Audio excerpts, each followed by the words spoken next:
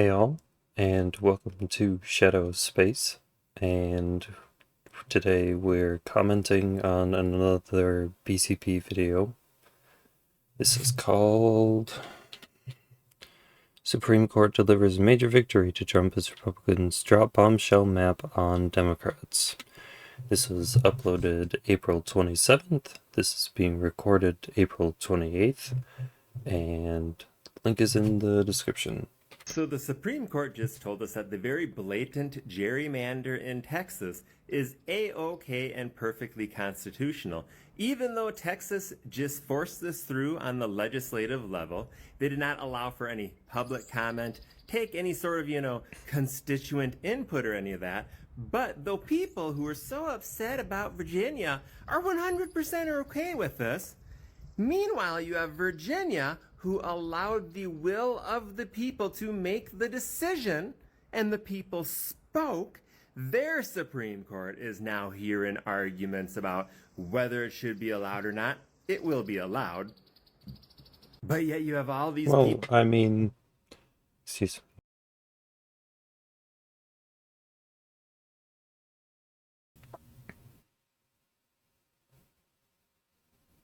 I guess I don't know about what Texas did, but like if you listen to the verbiage for how people in Virginia were voting to redistrict, it didn't even have, if from what I hear, it didn't even have the word redistrict in it. How can I know that I'm voting for redistricting when the thing that says yes or no, that says what I'm voting on, doesn't even say what I'm voting on in it? First of all,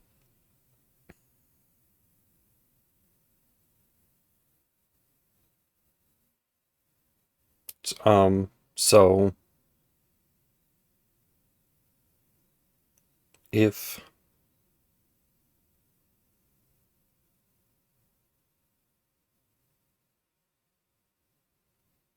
Texas actually had, because I also don't know the rules. States have their own rules for how they do voting and that sort of thing.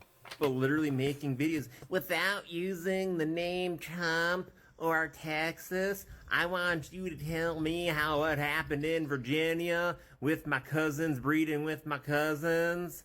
The funny thing is, like, all of us on the left, we are the ones who have always said gerrymandering bad. But if you're going to do it, we're going to have to do it in return to make sure that the far right doesn't just try to own our everyday lives. Boy. So we got to talk about a very...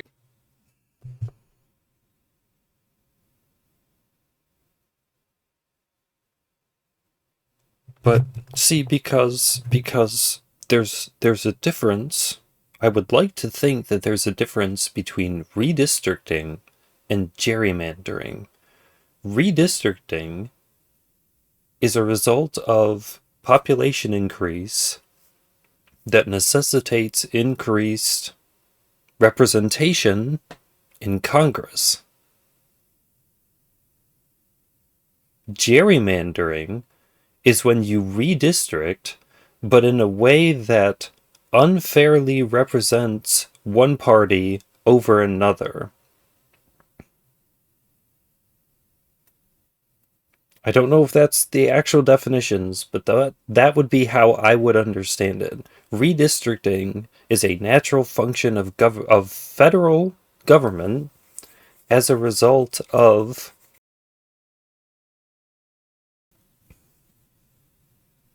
population change. I think.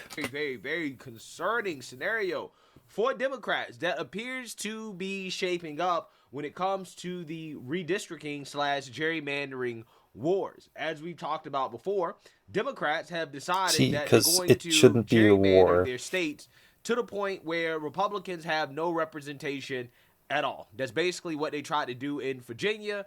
However, it looks as if that's not going to work. It looks like that map is going to get struck down by the Supreme Court. We're going to see. You had a bunch of circuit court judges already come out and say that the Sorry, map excuse me. was unconstitutional. Okay, it violated the state constitution.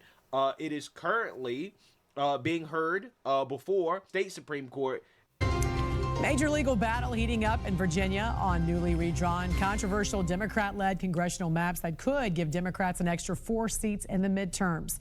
A circuit court has now ruled that referendum unconstitutional, and a judge is blocking the vote certification, setting up this fast-moving court fight.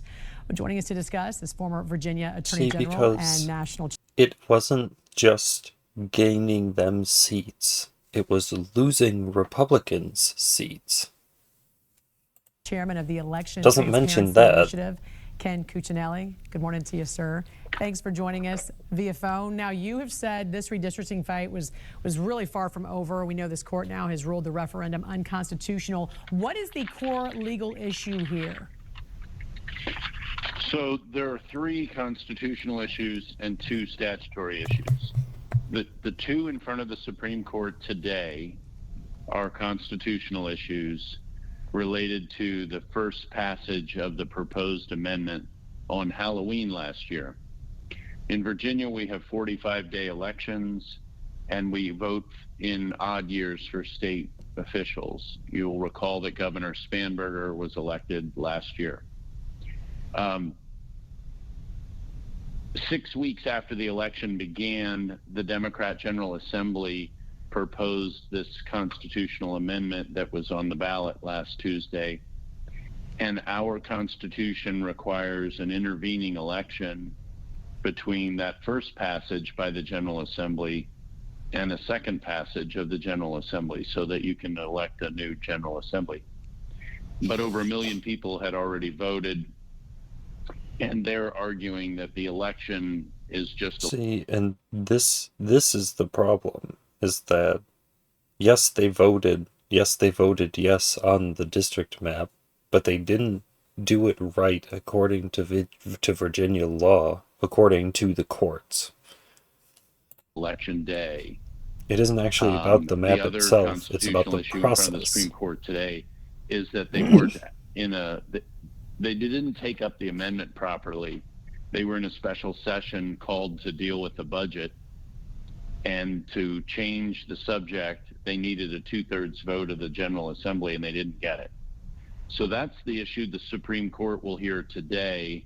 You mentioned in your lead-in that a circuit court judge had enjoined the certification of the referendum, and that's because he found another constitutional violation on the second passage. And these are all state constitutional violations, not federal. So the case will end in the Virginia Supreme Court. Yeah, seeing that you heard that. So the case will.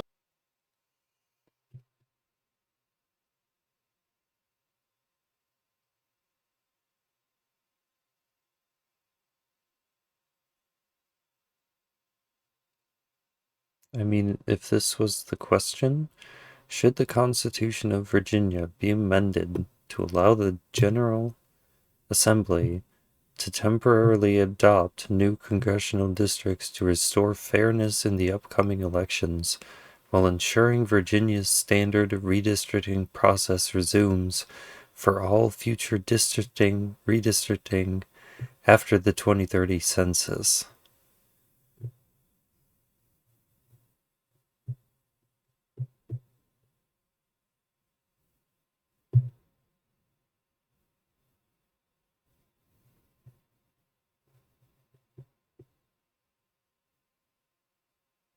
Land in the Virginia Supreme Court. Yeah, seeing that you heard that. That argument is currently being heard today. Whether or not... What are these laws? What am I actually voting on? It's not like the legislation is there and I can read it. I would have had to have read it beforehand. We're going to see, but most people that I've heard, most of the legal analysis on it I've heard suggest that Democrats are going to have a hard time, right? Because what they did was blatantly unconstitutional. But they did it because they got to fight Trump, right? They will justify anything in order to stick it to Trump, right? That is the Democrat Party at this point. So with that being said, the Supreme Court is handing Republicans a victory when it comes to their redistricting efforts out in Texas, which Democrats claim started all of this, which it didn't, because Democrats have been gerrymandering for decades. I mean, just look at all the Northeast states, right? Tell me those aren't gerrymandered already, right? Talk about Texas started it. But anyways, the Supreme Court formally reinstates they might have started pro-Republican it for Texas them voting map. this The time U.S. Supreme around. Court formally restated on Monday a redrawn Texas electoral map that was designed to add more Republicans to the U.S. House of Representatives as President Donald Trump's party seeks to keep control of Congress in the November congressional elections. The move by the court, which has a 6-3 conservative majority, formalizes an interim decision it made in December to revive the map of U.S. House districts in Texas. The reinstated map, sought by Trump, approved in August 2025 by the Republican-led state legislature, and signed by Republican Governor Greg Abbott, could flip as many as 5 currently Democratic-held U.S. House seats to Republicans. As they did in December, the court's 3 liberal justices dissented from Monday's ruling. The Supreme Court reversed a lower court's decision that had blocked Texas from using the map. The lower court had found the map to be likely racially discriminatory in violation of the U.S. constitutional protections. Trump last year prodded Republican lawmakers to redraw state congressional maps to bolster his party's chances in the midterms. Yeah, so the Supreme Court has officially reinstated these maps out in Texas. So we know that it's happening in Texas, but we don't know about what's happening in Virginia, right? That is the scenario that is playing out here for Democrats, which is that, again, they did this because of taxes, according to them, right? Even though they wanted to do this anyways, they just used this as an excuse to do it, right?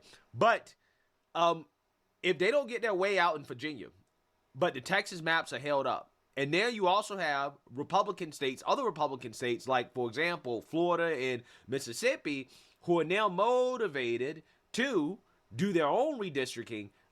Yeah, this could turn out to be a very, very, very bad situation for Democrats. So you have Ron DeSantis unveiling the new map out in Florida, which apparently blocks out 4 Democrats from Congress. We are also getting our first look now at the proposed redistricting maps that Governor Ron DeSantis' office has just released, sharing those maps with Fox News. And so we're getting a first look at those. Let me give you a look at this map right now. A lot of red, as you see there. This would actually bump up the Republican advantage in the state when it comes to congressional districts from what is currently 20-7, or was 20-8 before the vacancy of Sheila Sher-Phyllis McCormick, a Democrat from South Florida who just resigned, and essentially created to be a Republican advantage of 24-4. So that's kind of what you are looking at there right now. Obviously, yeah. So Democrats gonna boo-hoo, whine, and cry about this and say, "Oh, this is not fair." Yes, they are. But let's be real. This is more fair to Democrats in Florida than it is to Republicans out in Virginia, right? At least in Florida, you could argue that, well, the way that the maps are drawn, at least, you know, all the Democrats are kind of together, right? They're all put in their own little district, right? You don't have these funky lines being drawn, you know, all across the state, right? In areas that have nothing to do with each other, right? We don't have too much of that, okay? This looks believable, okay? The Virginia maps don't look believable. The Virginia maps look ridiculous. So, again, they're going to boo-hoo, whine, and cry about this, but it's more fair to Democrats out in Florida, this current map, or this map that's being proposed by DeSantis, than the map that Democrats proposed out in Virginia is to Republicans, right? I don't know. I don't know about those Virginia maps. So the boo-hoo, whine, and cry, I don't want to hear it. This is what Democrats started. They started this, okay? They started this, and this is what they're getting. These maps coming out just a day before the start of the special session in Tallahassee, where lawmakers are going to discuss redistricting and a couple of other topics as well. But joining us live now to talk about these maps, what we can make of them, what we can expect in the upcoming special session. I've got Dr. John Satcher, UCF history professor, joining us live now here today. Dr. Satcher, always good talking with you. Thanks for joining us this morning. Good morning. I like the new studio, Garrett. Well, thank you. I appreciate that. We are certainly excited to be here. Okay, so we are, tracking breaking news here with this redistricting. Finally, getting a look at these maps that we had really been waiting on to see and hadn't gotten anything from them. There had been a lot of talk about when we might see these, and here it comes today, the day before this special session starts. Just give me your initial thoughts of what we see here and some of the changes that this proposal would bring. Well, like, as you said, Florida right now is a 20-8, 20 Republicans, 28 Democrats, although really 7 Democrats now that we have a vacant seat. So ideally, the prediction was the map would give the Republicans an extra 2 to 5 seats. In this case, this proposed map theoretically gives the Republicans 4 extra seats. I think particularly you see a difference there in Tampa. Karen Castor's district has now moved from a Democrat to potentially a Republican seat. And of course, this map is based on, I guess, 2024 numbers. I think this is where you get the idea of, well, that's assuming everyone votes the same way. I think there was some opposition both on the Republican side and the Democratic side to redistricting, and there's some expectation that this map might be a little redder than the reality is going to be in November. And I want to read you the statement that Governor DeSantis provided to Fox News Digital, saying Florida got shortchanged in the 2020 census, and we've been fighting for fair representation ever since. Our population has since grown dramatically, and we've moved from a Democrat majority to a 1.5 million Republican advantage. Drawing maps based on race, which is reflected in our current congressional districts, is unconstitutional and should be prohibited. Our new map for 2026 makes good on my promise to conduct mid-decade redistricting, and it more fairly represents the makeup of Florida today. Your thoughts on that characterization of this?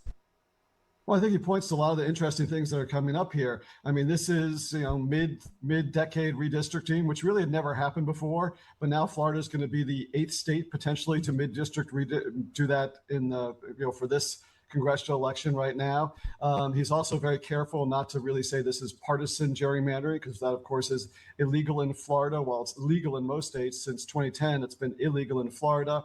I think he's absolutely accurate that there is an undercount in 2020 in Florida. We probably need a 29th congressional seat, but obviously that's not going to happen by November. And I think there is this issue, and particularly the governor has repeatedly pointed out that there's a chance that the Supreme Court will overturn the second section of the Voting Rights Act of 1965, which would prevent race-based districts. Right now, it's a little less clear. The Supreme Court has not made that decision yet, but I think this is certainly in line with what Governor DeSantis has been saying all along. It's also in line with the legislature. The legislature says that they're waiting for the governor to produce a map, and here it is today. The governor has produced his map. Yeah. Yep. So Sounds like. The part about this conversation that is really a bombshell, right, and that really results in the nightmare scenario I've been talking about for Democrats is if Florida is successful with their maps, with their redraw, and then on top of that, the Supreme Court later this year strikes down the Voting Rights Act, right, which basically allows racist gerrymandering, right, which is a disadvantage to Republicans, by the way. I just want people to understand exactly how this works. Democrats being able to draw districts based off race hurts Republicans. Okay, now you would think, based off the rhetoric from the mainstream liberal media, that it's the other way around, that Republicans are racist gerrymandering, right? And it's like, no, actually, it's the Democrats, and this is what they're fighting for explicitly, right? They're fighting for the right to draw districts based off race that benefit the Democrat Party. That is what they're fighting for, and the Supreme Court basically is on the verge of striking that down, and if they strike that down, then the floodgates are going to open up in the South for redistricting. That is going to get rid of a bunch of Democrat seats. So let's get into it. The Supreme Court case that could severely weaken the 1965 Voting Rights Act designed to protect minority voters. Yesterday, the court heard oral arguments over whether the state of Louisiana violated the Constitution when it created a second district where minority voters have the majority. Here's Justice Brett Kavanaugh. Race-based remedies are permissible for a period of time, sometimes for a long period of time, decades in some cases, but that they should not be indefinite and should have an endpoint. All right, to explain why this case matters so much for national politics, we're joined by CBS News Executive Director of Elections and Surveys, Anthony Salvanto. Anthony, my friend, good to see you this morning. So explain how districts are drawn and what the Supreme Court is actually discussing here. Good morning, Vlad. So look, here's a map of U.S. congressional districts, and you're going to see all these wavy lines because there are always fights about what kinds of voters you can put into districts. So what I'm going to do is I'm going to do this hypothetical. Here's a bunch of voters. Let's draw some districts first thing in the morning here, Vlad. Now, let's suppose I take these blue voters and I put them into districts, I'm going to draw some lines here, where the big number of voters are these red figures, right? Now, the Voting Rights Act has said that on the basis of race, that would dilute the voting power of some voters, and you can't do that. Now, suppose I also try this, and I take all these blue voters right here, and I'm going to... How? You drew a big line around these ones, and then you immediately assumed their race.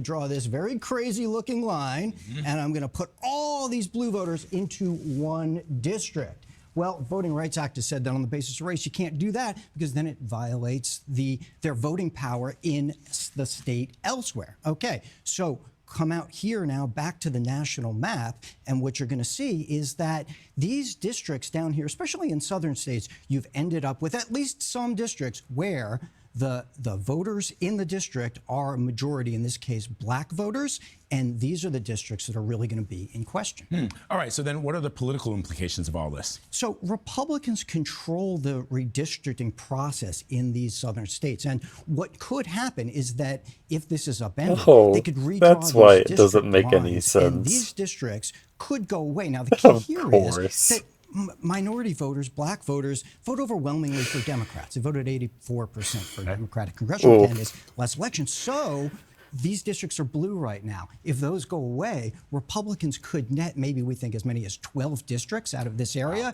which would really up their chances of holding on to the House next year. Wow, so this is a... Yeah, again, this is why I'm not being a doomer, right, about the midterms. This is why I'm like, hey, let's wait and see. Let's wait and see, because who knows, depending on how the redistricting wars go, Republicans have a whole lot more seats they can pull out than the Democrats do, right? Let's be real. They do, because Democrats have already gerrymandered their states to the max, right? To the max. They've already done this. So Republicans have more ammunition than Democrats do.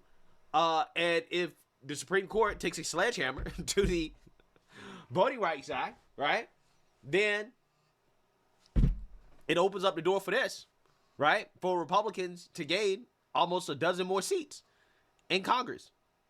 So we're going to see, right, we're going to see exactly what happens. But again, the nightmare scenario for Democrats is really shaping up. If they're not successful in Virginia, if Virginia gets shot down and Florida is successful with their redistricting, and then you have the Supreme Court come through striking the Voting Rights Act, that's going to open up the floodgates for more redistricting from Republicans in the South to get rid of some of these racial districts, these racist districts, right, that help Democrats. And, yeah, it could be more Republican seats. But the caveat is... again, you think all the people that came in under Joe Biden alone is a pretty significant number of people.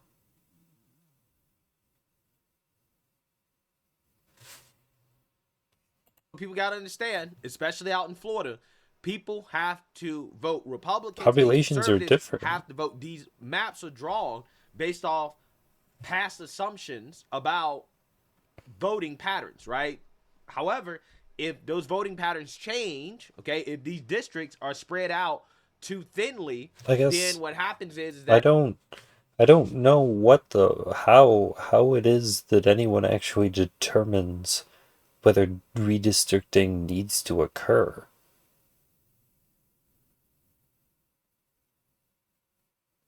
It can happen. There are rules for doing it. I don't know if there's any sort of like threshold where like I have no idea.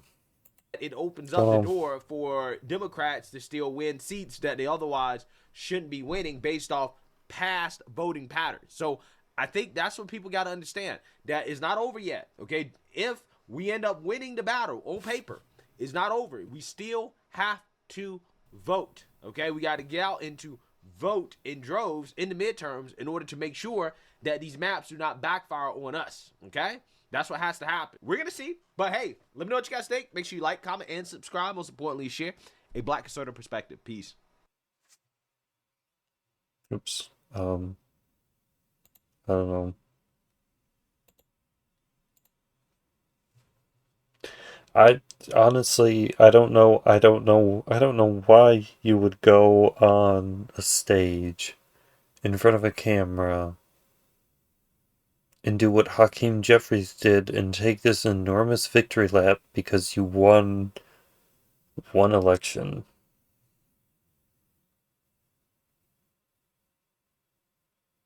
It's very short-term thinking, especially now that it's being challenged.